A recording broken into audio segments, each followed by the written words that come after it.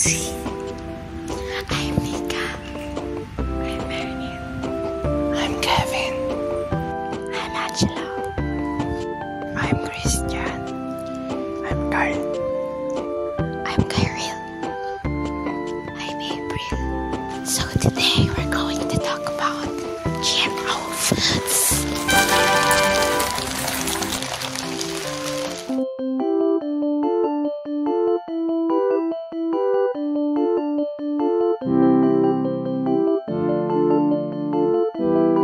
The foods that we have today is ice cream, patata, nuts, soy milk, and milk. GMO stands for genetically modified organism. GMO is a plant, animals, or microorganism that had its DNA altered through genetic engineering. Do you think the foods that we have here has GMO in it? I think yes.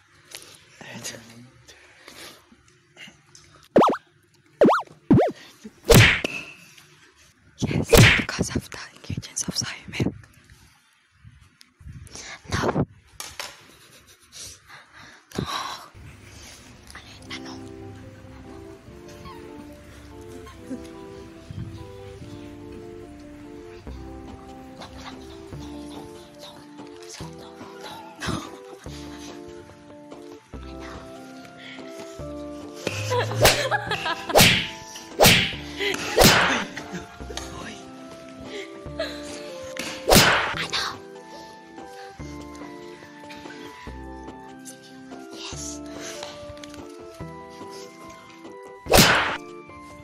Yes and no.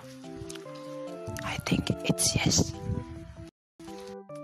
Next question is, do you think organic or non-GMO foods has more nutrients than the modified ones? Who wants to answer? And healthier. You think healthier?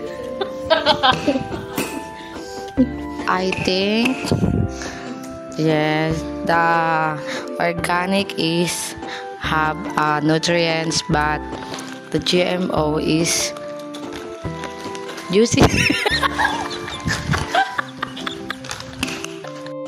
It has the same nutrients as the GMO, but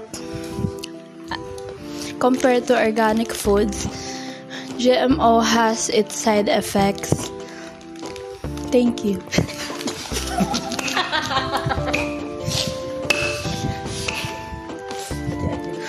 For me, the GMO and organic foods has the same nutrients based on research, and sometimes GMOs have modified to have pwede mo mong Tagalog na lang kalahati. Tatranslate ako sa utak ko, ang hirap eh. Oo, pwede naman. Yung ibang GMO, minomodify siya para mas magkaroon ng mataas na nutrients, katulad na nung golden rice na meron siyang mas mataas na vitamin A. Ayun.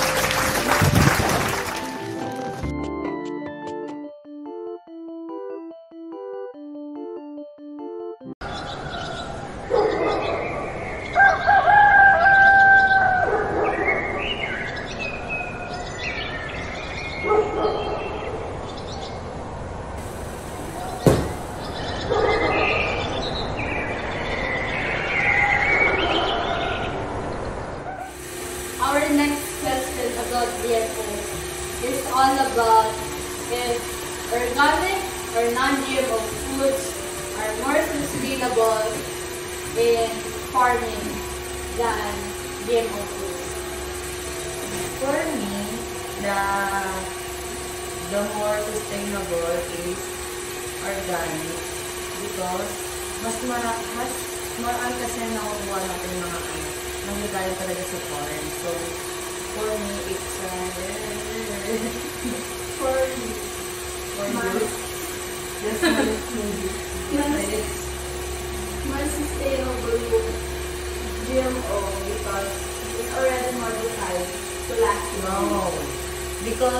GMO is, nanggaling pa rin siya sa sa farm. Bago siya maging GMO, organic muna siya. Hindi. Hindi Kasi sa farm, di ba? Pag tumari, okay na yung opinion eh. Ba't okay namin?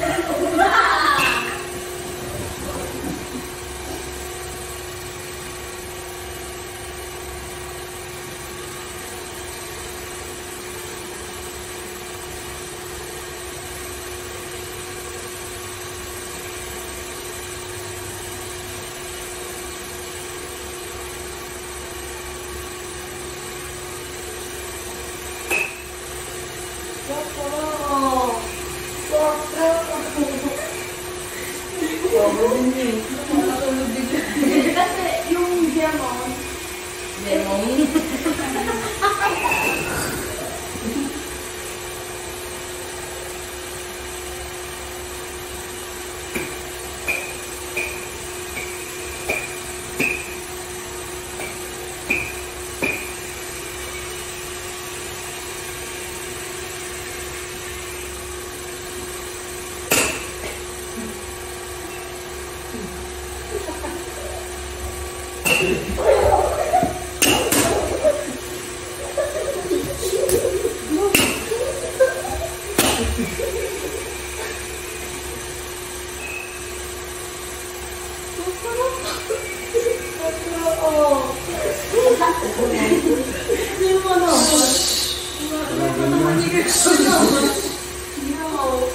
it came from the garden organic, pero na-alter na kasi siya to be better.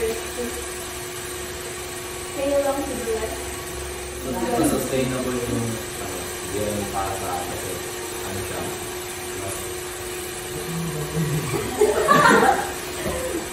Kasi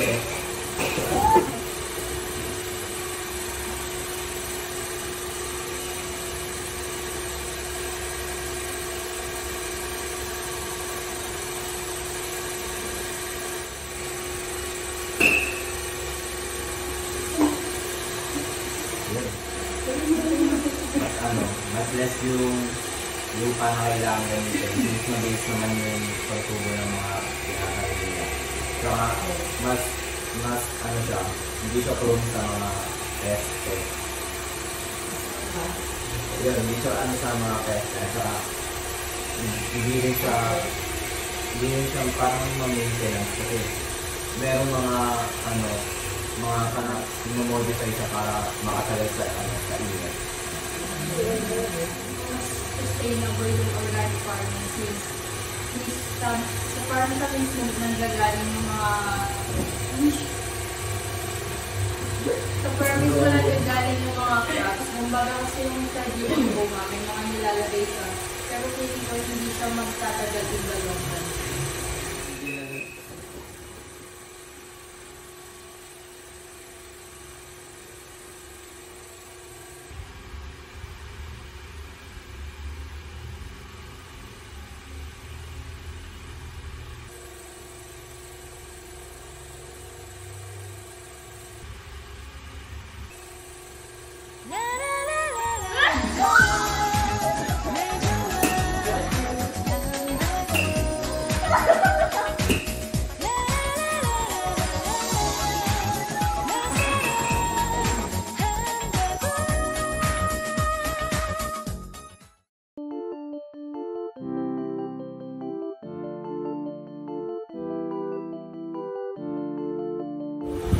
Welcome to the Navigator.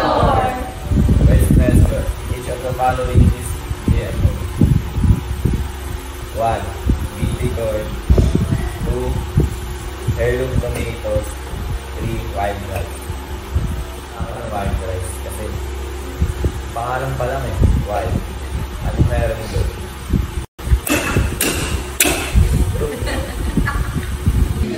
False! Bakit? Para sa amin yung tama is yung number 1, yung BT corn. Kasi nga BT, di ba? Vitamin. False. Bakit? Wild rice mo eh. Wala naman natin. Tama.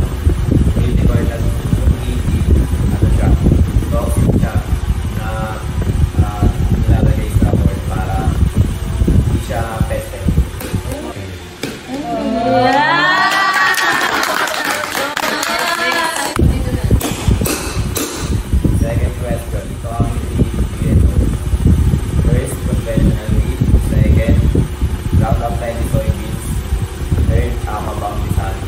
Para sa akin yung out of 20 soybeans. Kasi, ready na siya. Kaya, ano pa babagin sa kanya?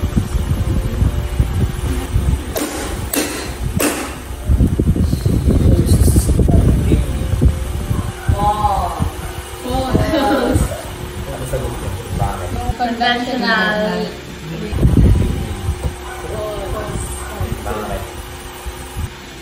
Para sa amin yung ang poor banking.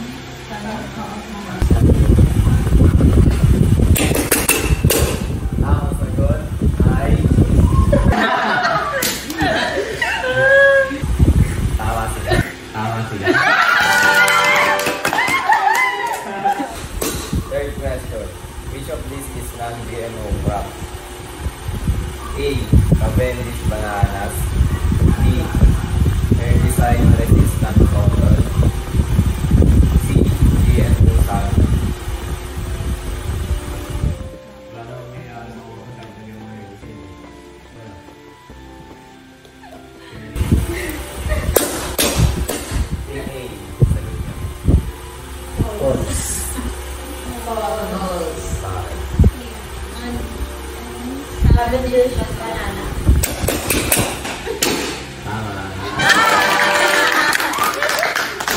Panalo ay...